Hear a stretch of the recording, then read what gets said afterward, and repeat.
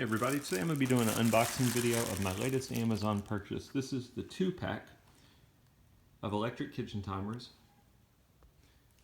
It's kind of funny they say electric, but they're really not electric. They're digital is the better term because they don't plug in. Try and get you a view of the box here. As always, I do these videos in case there's somebody out there looking to buy the same item, wants to get an idea of what does it look like when it comes in. So as I said, this is a 2-pack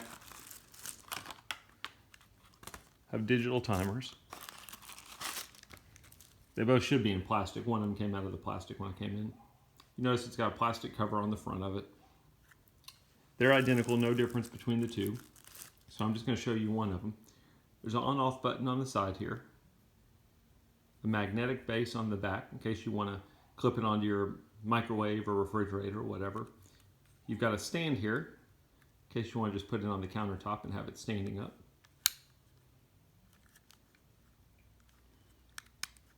They run on a single AAA battery, which they provide for you.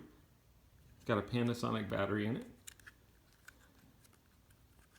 And it's in plastic, so I won't be able to turn it on. Let me see if I can remove the plastic off this battery and then I can show you how the timer works.